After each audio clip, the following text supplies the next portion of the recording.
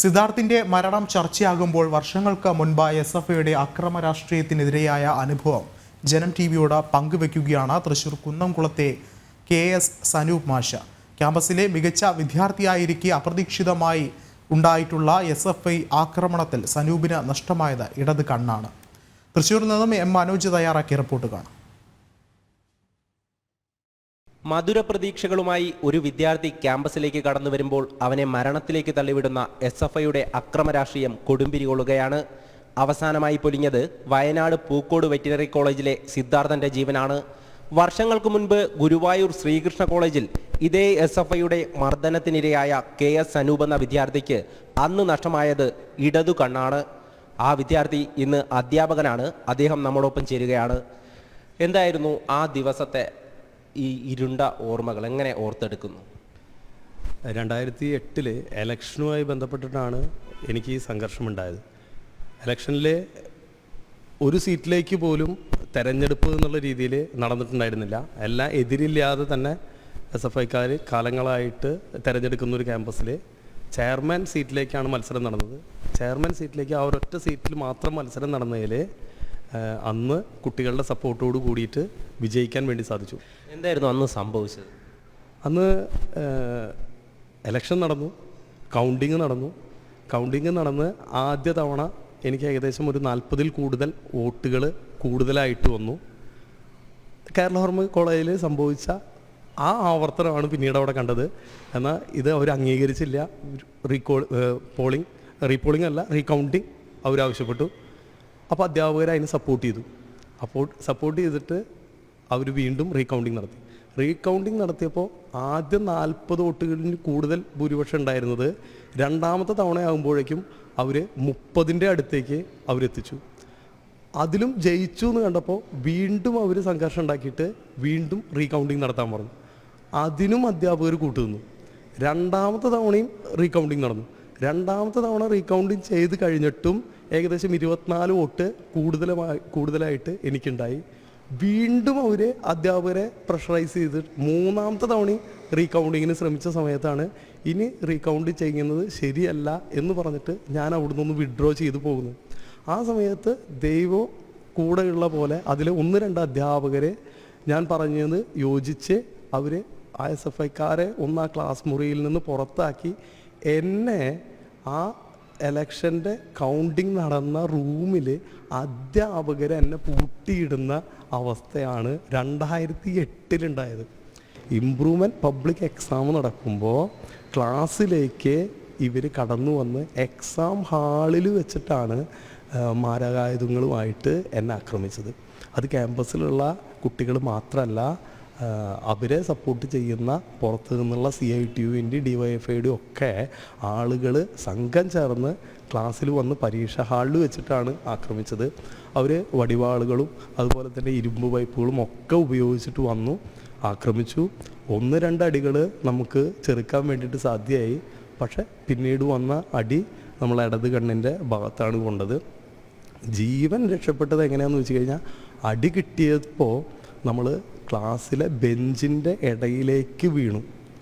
ബെഞ്ചിൻ്റെ ഇടയിൽ വീണത് കൊണ്ട് തന്നെ വളരെ വലിയ ആയുധങ്ങളായതുകൊണ്ട് അവർക്ക് അതിൻ്റെ ഉള്ളിൽ വെച്ചിട്ട് ദേഹത്തേക്ക് ഉപദ്രവം ഏൽപ്പിക്കാൻ വേണ്ടി സാധ്യമായില്ല. പക്ഷേ അവർ ചെയ്തത് എൻ്റെ 2 കാലുകളും ബെഞ്ചിൻ്റെ പുറത്താണ് ഉണ്ടായിരുന്നത്.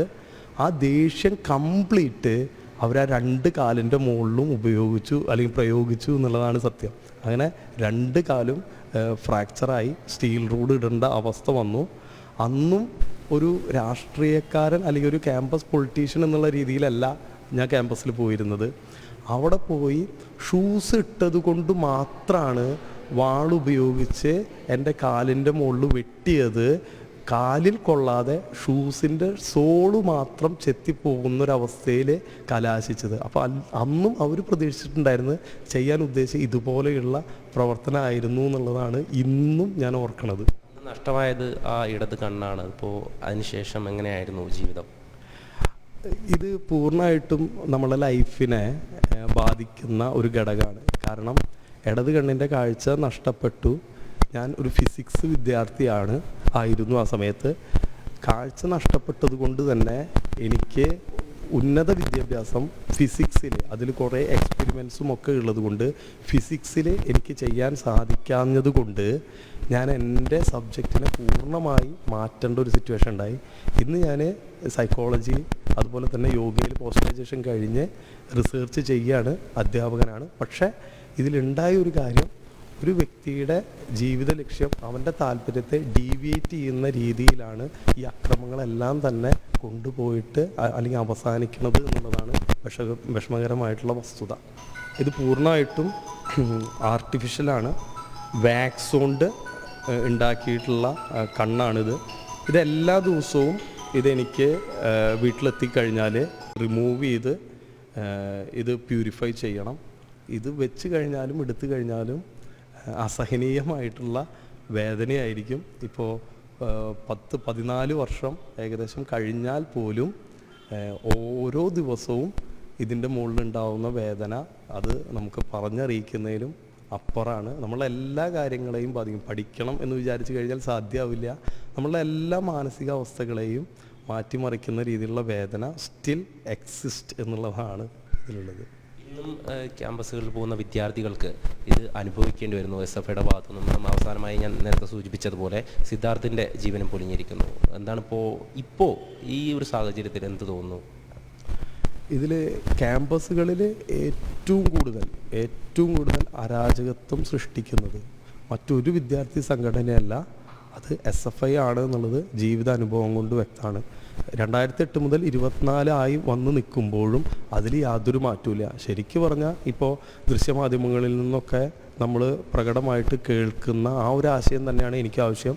ഞാനും പറയാൻ ഉദ്ദേശിക്കുന്നത്, ക്യാമ്പസുകളിൽ രാഷ്ട്രീയം വേണം, പക്ഷേ SFI പോലെയുള്ള ഒരു സംഘടന ക്യാമ്പസുകളിൽ ഇല്ലാതെ ഇരിക്കണം. അതിനെ ബാൻ ചെയ്യാൻ സാധിച്ചു കഴിഞ്ഞാൽ, അല്ലെങ്കിൽ ആ രീതിയിൽ വിദ്യാർത്ഥികൾ ഈ SFI എന്ന് പറയുന്ന സംഘടനയെ നോക്കിക്കണ്ടു കഴിഞ്ഞാൽ വരാൻ പോകുന്ന നാളുകളിൽ ക്യാമ്പസുകളിൽ ഇത്തരത്തിലുള്ള അക്രമം ഉണ്ടാവില്ല എന്നുള്ളത് അനുഭവം കൊണ്ട് വ്യക്തമാണ്. ക്യാമ്പസുകളിൽ അക്രമം ഉണ്ടാക്കുന്നത് SFI എന്ന് പറയുന്ന വിദ്യാർത്ഥി സംഘടന മാത്രമാണ്.